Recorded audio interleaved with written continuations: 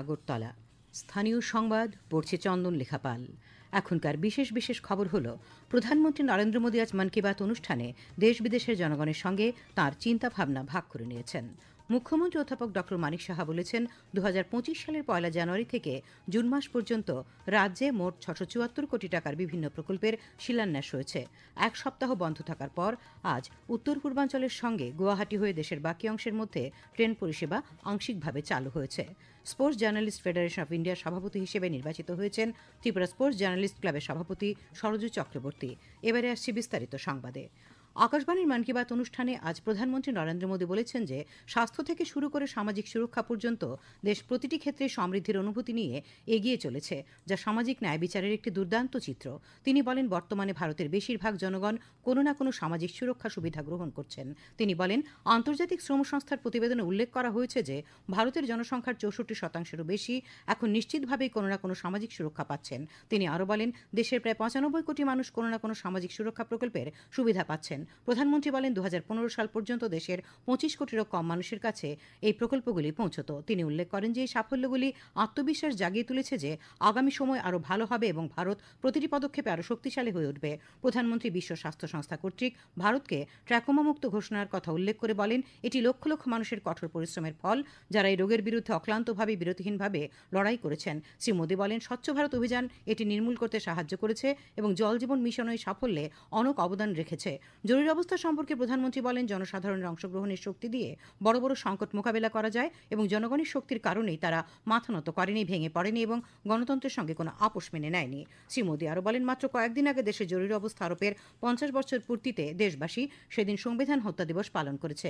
এ মাসের 21 তারিখে পালিত আন্তর্জাতিক যোগ দিবসের কথা উল্লেখ করে তিনি বলেন, দেশ ও বিশ্বের কোটি কোটি মানুষ এতে অংশ নিয়েছেন। প্রধানমন্ত্রী বলেন, এবারের যোগ দিবসের ভাবনা এক পৃথিবী এক সুস্থতার জন্য যোগ কেবল একটি স্লোগান নয়, একটি দিক নির্দেশনা যা মানুষকে বসুদেব কুটুম্বকমের মর্ম উপলব্ধি করতে সাহায্য করে। প্রধানমন্ত্রী বলেন, কৈলাস মানস সরোবর যাত্রা, অমরনাথ যাত্রা এবং জগন্নাথ রথযাত্রা উত্তর থেকে দক্ষিণ, পূর্ব থেকে পশ্চিম এক ভারত শ্রেষ্ঠ ভারতের চেতনার প্রতিফলন। প্রধানমন্ত্রী বলেন, আসামের বোডোল্যান্ড আজ দেশে এক নতুন মুখ এবং নতুন পরিচয় নিয়ে আলাদাভাবে দাঁড়িয়ে আছে। তিনি মেঘালয়ের এরিসিল্কের জিআই ট্যাগিং সম্পর্কে বলেন, এটি রাজ্যের জন্য একটি ঐতিহ্য।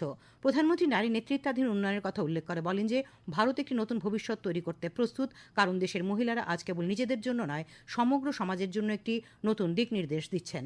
এ মাসে পালিত বিশ্ব পরিবেশ দিবস প্রসঙ্গে প্রধানমন্ত্রী পুনের রমেশ খারমালে এবং তার পরিবারের জুন্নার পাহাড়ে ঝোপঝাড় পরিষ্কার এবং জল সংরক্ষণের জন্য 70টি পরীক্ষা খননের কথা এবং আহমেদাবাদ পৌর কর্পোরেশনের মিলিয়নটি অভিযানের কথাও বলেন।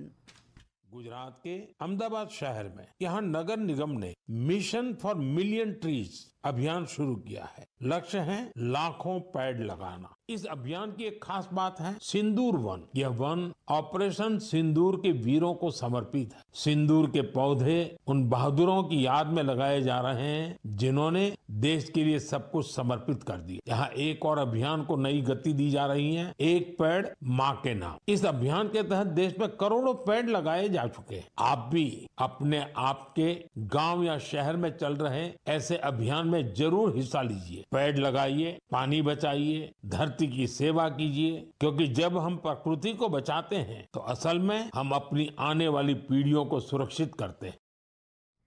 মুখ্যমন্ত্রী অধ্যাপক ডক্টর মানিক সাহা আজ ধলাই জেলার রাইমা ভ্যালিতে উপস্থিত জনগণের সঙ্গে মন কি বাত শোনেন।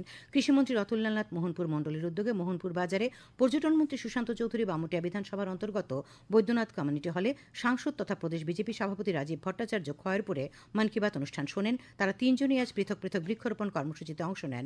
মেয়র দীপক মজুমদার, কর্পোরেটর তুষারকান্তি ভট্টাচার্য সহ অন্যান্যরা আজ আগরতলার শঙ্করগীতা আশ্রমে মন কি বাত অনুষ্ঠান শোনেন। মন্ত্রী সুধাংশু দাস আজ কৈলাস শহরে এবং মন্ত্রী প্রণজিৎ সিংহ রায় উদয়পুরে মন কি বাত অনুষ্ঠান শোনেন। মুখ্যমন্ত্রী অধ্যাপক ডক্টর মানিক সাহা বলেছেন, 2025 সালের 1 জানুয়ারি থেকে জুন মাস পর্যন্ত রাজ্যে মোট 674 কোটি টাকার বিভিন্ন প্রকল্পের শিলান্যাস হয়েছে। আজ আমবাসার ধলাই জেলার গঙ্গানগরে 27টি প্রকল্পের উদ্বোধন এবং 5টি প্রকল্পের ভিত্তিপ্রস্তর স্থাপন অনুষ্ঠানে তিনি এই কথা বলেন। মুখ্যমন্ত্রী বলেন, রাজ্য সরকার স্বাস্থ্য শিক্ষা থেকে শুরু করে প্রতিটি স্তরে নতুন নতুন প্রকল্পের মাধ্যমে আধুনিকীকরণের সিদ্ধান্ত নিয়েছে, যার মধ্যে রয়েছে 20 কোটি টাকা ব্যয়ে 8টি জেলায় নেশামুক্তি কেন্দ্র স্থাপন, চক্ষু হাসপাতাল স্থাপন ইত্যাদি। তিনি বলেন, প্রধানমন্ত্রী নরেন্দ্র মোদী ত্রিপুরা সহ উত্তর পূর্বাঞ্চলে রাজ্যগুলিকে বিশ্বের দরবারে প্রতিষ্ঠিত করেছেন। মন্ত্রী টিঙ্কুরা অনুষ্ঠানে বলেন, রাজ্য এখন উন্নয়নের পথে অনেকখানি এগিয়ে গেছে। অনুষ্ঠানে উপস্থিত ছিলেন ধলাই জেলার জেলাশাসক সাজু ওয়াহিদ এ, সমাজ কল্যাণ ও সমাজ শিক্ষা দপ্তর অধিকর্তা তপন কুমার দাস সহ অন্যান্যরা। ভূমিধসের কারণে এক সপ্তাহ বন্ধ থাকার পর আজ দক্ষিণ আসাম, ত্রিপুরা, মণিপুর, মিজোরাম এবং গুয়াহাটি হয়ে দেশের বাকি অংশের মধ্যে ট্রেন পরিষেবা আংশিকভাবে পুনরায় চালু হয়েছে। উত্তর পূর্ব সীমান্ত রেলওয়ের প্রধান জনসংযোগ কর্মকর্তা কপিঞ্জল কিশোর শর্মা জানিয়েছেন যে ক্ষতিগ্রস্ত রেলপথ পুনরায় চালু হওয়ার পর প্রথম পণ্যবাহী ট্রেন এবং প্রথম যাত্রীবাহী ট্রেন কাঞ্চনজঙ্ঘা এক্সপ্রেস ভূমিধসে ক্ষতিগ্রস্ত স্থান জাটেঙ্গা লামপুর অতিক্রম করেছে। এছাড়াও গুয়াহাটিতে আটকে থাকা নির্ধারিত একটি পিওএল ওয়াগন উত্তর ত্রিপুরার ধর্মনগরে পাঠানো হচ্ছে বলে তিনি জানান। আগামী 9 জুলাই আইএনটিইউসি সহ 10টি শ্রমিক সংগঠন দেশব্যাপী একদিনের সাধারণ ধর্মঘটের ডাক দিয়েছে। আজ আইএনটিইউসির রাজ্য কার্যালয়ে এক সাংবাদিক সম্মেলনে সংগঠনের রাজ্য সভাপতি বিপ্লব কুমার রায় জানান, কৃষক, ছাত্র, কর্মচারী সহ সাধারণ মানুষের স্বার্থ সংশ্লিষ্ট 17 দফা দাবির আদায়ের লক্ষ্যে এই সাধারণ ধর্মঘটের ডাক দেওয়া হয়েছে। ক্রীড়া সাংবাদিকদের সর্বভারতীয় সংগঠন স্পোর্টস জার্নালিস্ট ফেডারেশন অব ইন্ডিয়ার সভাপতি হিসেবে নির্বাচিত হলেন ত্রিপুরা স্পোর্টস জার্নালিস্ট ক্লাবের সভাপতি সরোজ চক্রবর্তী। আজ ভুবনেশ্বরের স্পোর্টস জার্নালিস্ট ফেডারেশন অব ইন্ডিয়ার বার্ষিক সাধারণ সভা ও নির্বাচন হয়। এতে 2 বছরের জন্য নতুন কমিটি গঠন করা হয়েছে। কমিটির কার্যকরী সদস্য হিসেবে রাজ্যের সুপ্রভাত দেবনাথ নির্বাচিত হন।